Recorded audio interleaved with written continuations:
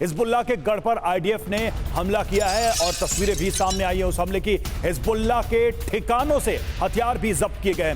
कफर किला Hezbollah का हथियार depot और ग्राउंड ऑपरेशन के दौरान ये हथियार जब्त किए गए। ये देखिए तस्वीरें, कितनी बड़ी मात्रा में इन हथियारों को जब्त किया गया। घर से मिला हिजबुल्लाह के हथियारों का जखीरा, यही सबसे बड़ी चुनौती भी है आईडीएफ की, क्योंकि यहां पर अलग अलग जगहों पर हथियारों को छुपाकर रखा गया है, रिहायशी इलाकों में हथियारों को रखा गया है और इस तरह से इस ग्राउंड ऑपरेशन में एक एक करके ये तलाशी अभियान चलाया जा रहा है और इस तरह से ये हथियार बरामद किए जा रहे हैं। ये देखिए हथियार जो आईडीएफ ने बरामद किए।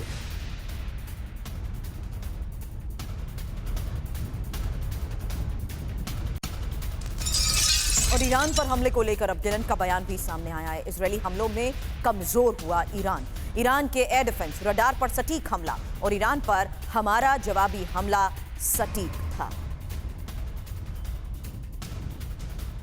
तो अब जिस तरीके से अभी तक ईरान को टारगेट किया गया है, उसी के तहत ये बयान सामने आ रहे हैं कि जिस जगह पर हमलों को अंजाम दिया गया वो सटीक था। एग्जैक्ट लोकेशन, स्ट्रैटेजिकल इंपॉर्टेंस रखते हुए जिस तरीके से इन हमलों को अंजाम दिया गया है, उसी आधार पर यह कहा गया कि ईरान के एयर डिफेंस और रडार पर सटीक हमला करने में कामयाब रहे।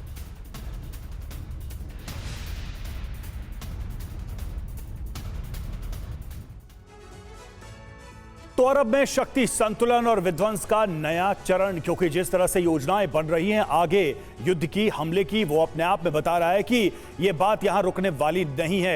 योव गैलेंट का दावा क्या है, सबसे पहले तो ये देख लेते हैं। इजरायल के हमलों में ईरान कमजोर हुआ है, ये दावा किया जा रहा है इजरायल की तरफ से, योव गैलेंट की तरफ से। जिस तरह से स्ट्रैटेजिक अटैक किए हैं उसमें ईरान काफी कमजोर हुआ है। हालांकि गैलेंट तो दावा रवि यही कर रहे हैं कि ईरान की मिसाइल और एयर डिफेंस शक्ति को खत्म करने में वो कामयाब रहे हैं। यहां तक कि वायुसेना का ईरान में सटीक और ताकतवर हमला था। ये बिल्कुल ईरान पर हमला शक्ति संतुलन में एक बड़ा बदलाव है। वो कह रहे हैं जंग में इजरायल पूरी ताकत से बना हुआ है। इसके मायने क्या है, इसके अर्थ क्या है, वो भी देख लीजिए। जवाबी हमलों को कमजोर बताने वाले ईरान को ये अपने आप में एक जवाब है। हालांकि ईरान को धमकी ताकि दोबारा हमले की वो हिमाकत ना करे, लेकिन इजरायल विनाशक जवाब देता है और दुश्मनों को ये सीधा संदेश माना जाता है।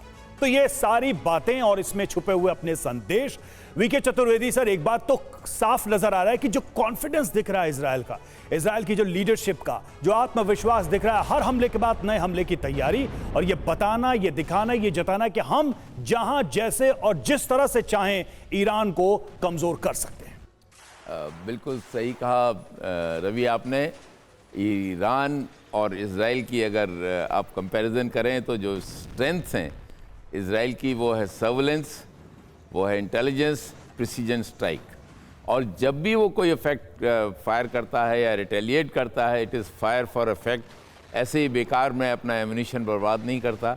इस वक्त भी देखिए जिस तरह से ईरान के ऊपर उसने हमला किया है, एक सेफ एयर कॉरिडोर बनाया, उसमें ले जाके जो suppression of enemy air defence capability होती है, जो रडार्स वगैरह, उस सबको डिस्ट्रॉय किया और destruction of air defence capability वह भी किया, जो उनके मिसाइल्स वगैरह जो एयर डिफेंस के, तो दोनों को करके उसके बाद उसने वो जो सॉलिड फ्यूल की जो फैक्ट्रीज थी जो मिसाइल के लिए थी, उसको बर्बाद किया है।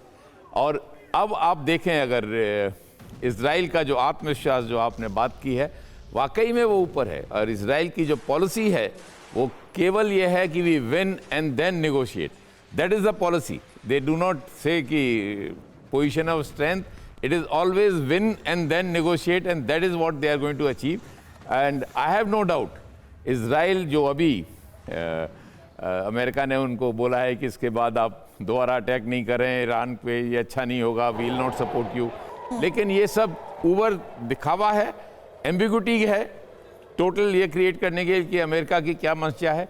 लेकिन अंदर से इजराइल जो चाहेगा वो करेगा, कम वॉट में, डिस्पाइट अमेरिका, डिस्पाइट एनीबडी, जो उसके अस्तित्व के लिए सबसे बेस्ट होगा, क्योंकि he is fighting a war of existence, अस्तित्व की लड़ाई है।